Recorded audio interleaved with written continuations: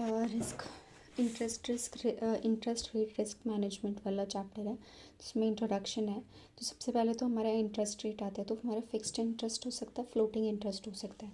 अब ये हमारा फिक्स्ड रहेगा। फ्लोटिंग में हमारा क्या है कि अब एक ये जो टाइम लाइन है इसको आप देख सकते हो कि ज़ीरो टाइम में 10% आपका, मतलब जैसे 6 मंथ लाइबोर है, मतलब हर 6 मंथ में वो फ्लक्चुएट करेगा इंटरेस्ट जो है।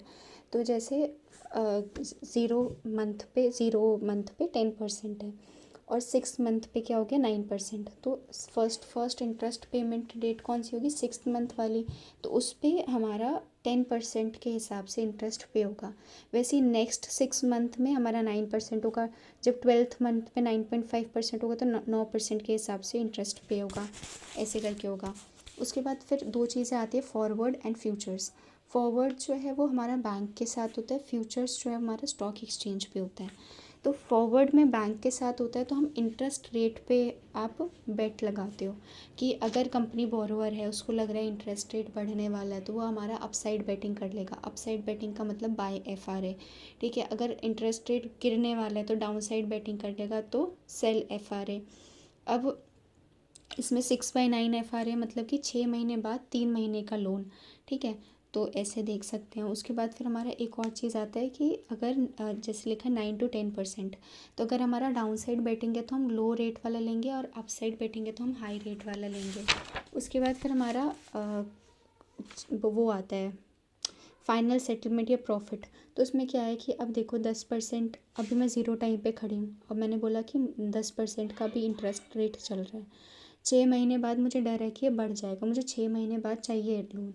अब मुझे डर है कि 12% हो जाएगा, और मैंने क्या किया, उसी टाइम पे फॉरवर्ड रेट कॉन्ट्रैक्ट कर लिया और 10% पे कर लिया। तो जब मैं 6 महीने बाद गई, तो अगर 12% हो गया, तो मैंने तो 10% पे करा होता, तो मुझे लोन 10% का मिलेगा, तो मुझे 2% का फ़ायदा हो गया।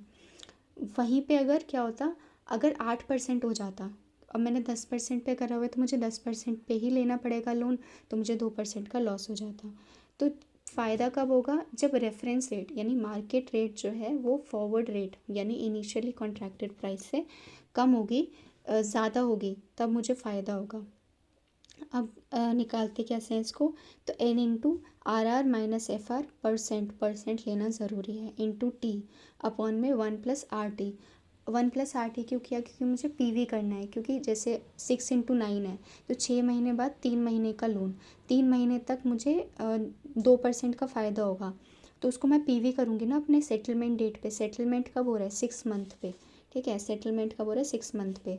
तो यहाँ पे टाइम लाइन अगर देखो, इमेजिन करो, तो 0, 6, 9, तो सेटलमेंट डेट हमारी 6 मंथ की है, और सेटलमेंट डेट पे हम PV करके लेके आ रहे हैं, और गेन और लॉस रेफरेंस रेट और फॉरवर्ड रेट से निकालते हैं।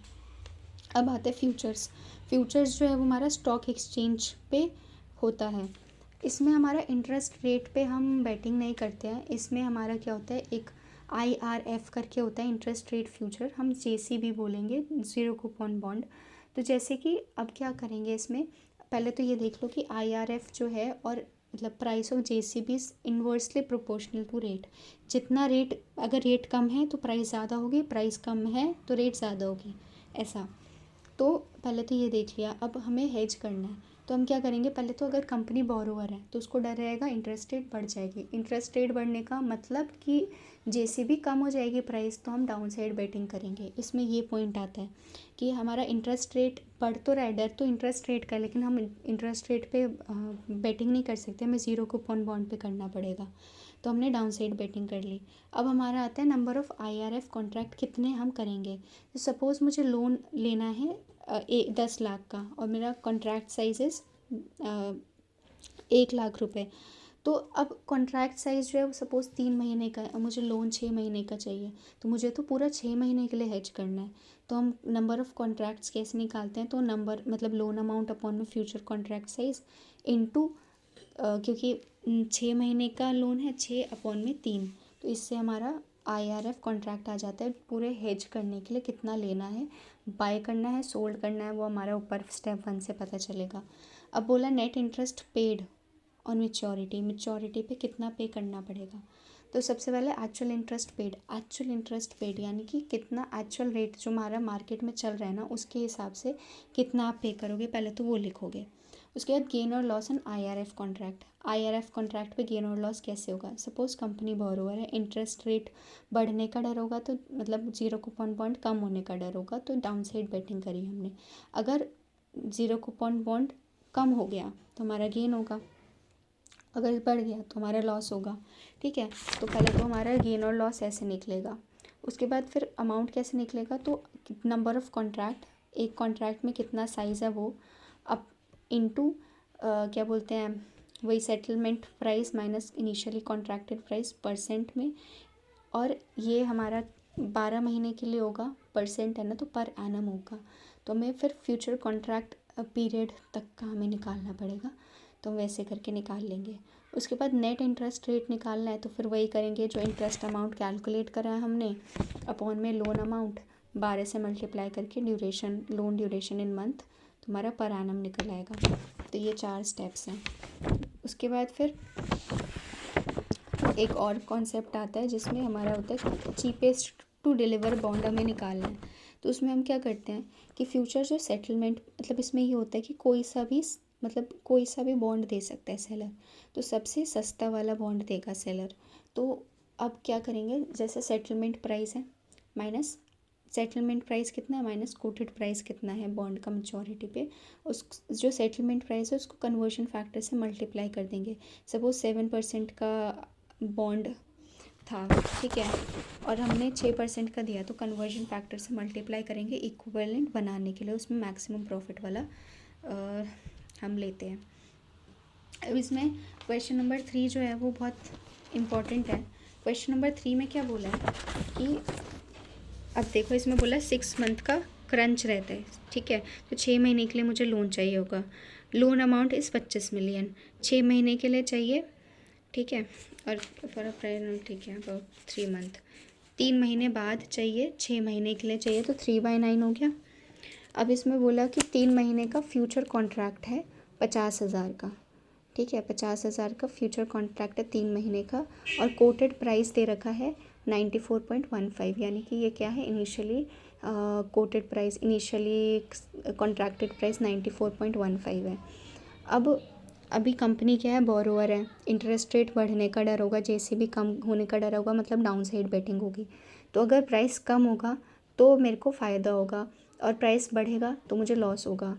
अब पॉइंट ए में देखो 4.5% है, इसका मतलब क्या है 95.5 प्राइस, ठीक है, तो अब प्राइस बढ़ गई तो मुझे लॉस होगा। पहले तो ये हमें क्लियर होना चाहिए, लॉस होगा। अब अभी सबसे पहले बोरोवर था, तो मैंने क्या करना है, सोल्ड करना है आईआरएफ को, जीरो कूपन बॉन्ड को सोल्ड करना है, डाउन साइड बेटिंग है, तो कितना सोल्ड करेंगे, तो 25 मिलियन अपॉन में 50,000 into duration of loan is 6 month, और जो हमारा कॉन्ट्रैक्ट है फ्यूचर कॉन्ट्रैक्ट वो 3 महीने का है, तो उसके हिसाब से मैंने 1,000 रुपये निकाल लिए।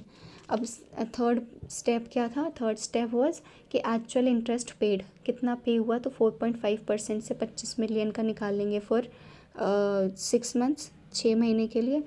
और गेन सॉरी इसमें हमारा लॉस हो रहा है, तो लॉस कैसे निकालेंगे, तो 50,000 कितने नंबर ऑफ़ कॉन्ट्रैक्ट्स हैं, 1,000 कॉन्ट्रैक्ट है, और 94.15 माइनस 95.5 ये हमारा क्या है, लॉस है, उसका परसेंटेज लेंगे, और कॉन्ट्रैक्ट कितने का है, 3 महीने का, 3/12 करके हमारा आ जाएगा। उसके बाद फिर हमें क्या करना है, इसको पर एनम करना है, तो इतना इंटरेस्ट मैं पे करूँगी 25 मिलियन के उस पर, और लोन कितने का है, 6 महीने का है, और मुझे 12 महीने का निकालना है, तो 12/6, तो ऐसे करके 5.85 आ जाएगा मेरा फ्यूचर कॉन्ट्रैक्ट, ठीक है, 5.85 हमारा फ्यूचर कॉन्ट्रैक्ट आ गया। अभी सेकंड पॉइंट में बोला है कि अगर हम एफआरए करते तो क्या होता है, एफआरए तो हमारा इंटरेस्ट रेट पे होता है, तो कंपनी बोरोवर है, इंटरेस्ट रेट बढ़ने का डर है, तो मैं इस बार अपसाइड बेटिंग करूँगी एफआरए में, तो मेरा जो क्या बोलते हैं परसेंटेज होगा वो 5.94% होगा, जो 3/9 का 5.94 होगा, 5.64 नहीं होगा, क्योंकि इस बार हम अपसाइड बेटिंग कर रहे हैं, तो 5.94 होगा, और हमारा क्या बोलते हैं फ्यूचर्स में 5.85% है, तो मैं सस्ते वाले के साथ जाऊँगी जो कि है 5.85।